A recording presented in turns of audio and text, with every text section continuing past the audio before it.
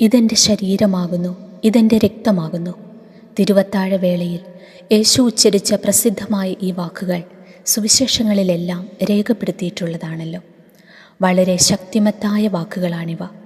കാരണം ആ അവസാന അത്താഴം കഴിഞ്ഞ ശേഷം 2000 വർഷങ്ങൾ കടന്നുപോയിട്ടും ഇന്നും നമ്മുടെ ഇടയിൽ ക്രിസ്തുവിൻ്റെ സാന്നിധ്യം അനുഭവിച്ചറിയാനുള്ള അവസരമാണ് അവ നമുക്ക് പ്രദാനം ചെയ്യുന്നത്.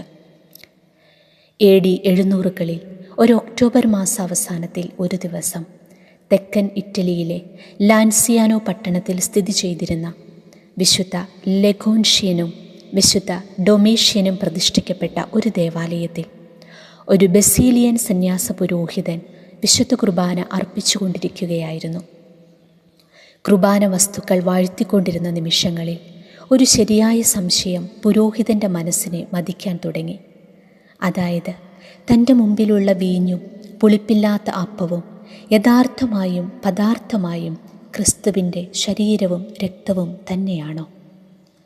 ഇതെൻ്റെ ശരീരമാകുന്നു, ഇതെൻ്റെ രക്തമാകുന്നു എന്നീ അഭിഷേക പ്രാർത്ഥനകൾ ചൊല്ലിക്കഴിഞ്ഞ ശേഷം താൻ മുന്നിൽ കണ്ട കാഴ്ച പുരോഹിതനെ ഞെട്ടിപ്പിച്ചു.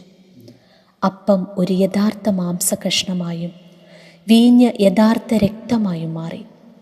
പേടിച്ച വിവശനായി ആശയക്കുഴപ്പത്തിലായ സാധു പുരോഹിതൻ കണ്ടത് ശരിയാണോ എന്ന് പരിശോധിക്കാൻ സന്നിഹിതരായിരുന്നവരെ അൾത്താരയിലേക്ക് വിളിച്ചുകൂട്ടി. പറയേണ്ടതില്ലല്ലോ, കണ്ടവരെല്ലാം അന്താളിച്ചു പോയി. ആനന്ദ കണ്ണീർ പ്രവാഹം തന്നെയുണ്ടായി.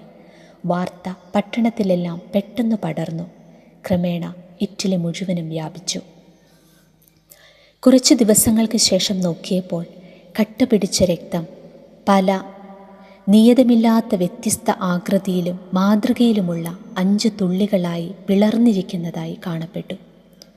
എന്തുകൊണ്ടാണ് ഇത് 5 കഷ്ണങ്ങളായി പിളർന്നത്? എന്താണ് ഈ 5ൻ്റെ അർത്ഥം?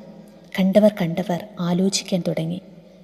കുരിശിൽ ക്രിസ്തുവേറ്റ 5 മുറിവുകളെയാണ് 5 സൂചിപ്പിക്കുന്നതെന്നാണ് ശ്രദ്ധേയമായ അർത്ഥം.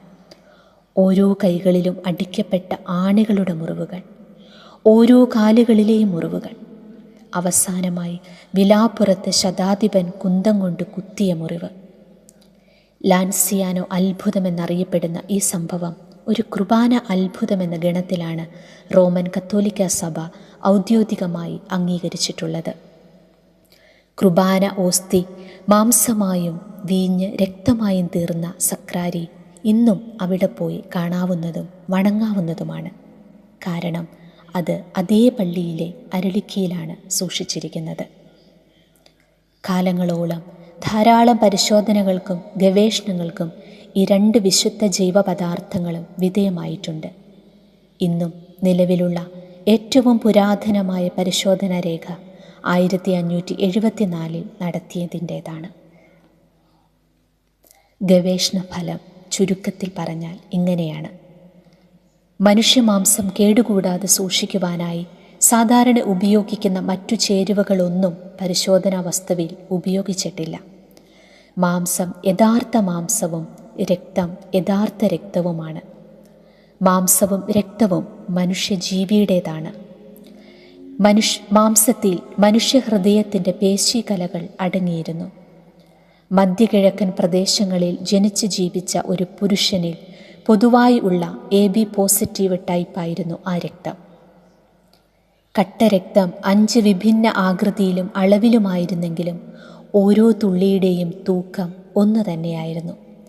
സാധാരണ പുതുരക്തത്തിൽ കണ്ടുവരുന്ന അതേ അനുതാപത്തിലുള്ള രക്തരസമാംസ്യ നിർമ്മാണക്രമത്തിലെ മാംസത്തിൻ്റെ അളവ് തന്നെയാണ് ഈ രക്തത്തിലും കണ്ടെത്തിയത്.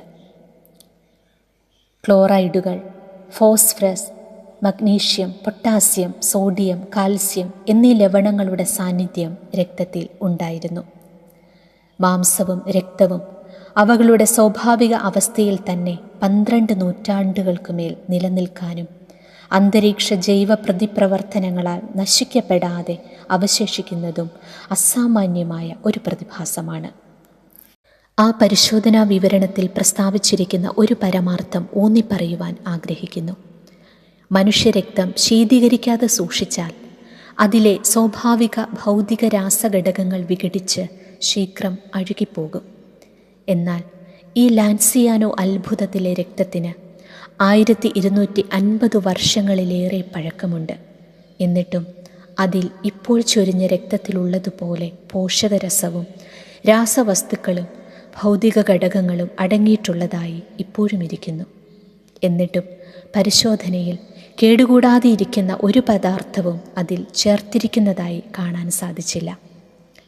ലാൻസിയാനോ അത്ഭുതം പോലെ ധാരാളം കുർബാന അത്ഭുതങ്ങൾ റോമൻ കത്തോലിക്ക സഭ രേഖകളിലാക്കുകയും ഔദ്യോഗികമായി അംഗീകരിക്കുകയും ചെയ്തിട്ടുണ്ട്. നമുക്കും പ്രാർത്ഥിക്കാം. വിശുദ്ധ കുർബാനയിലുള്ള ഈശോയുടെ സജീവ സാന്നിധ്യം തിരിച്ചറിയുവാൻ നമ്മുടെ കണ്ണുകളെ തുറക്കണമേ എന്ന്.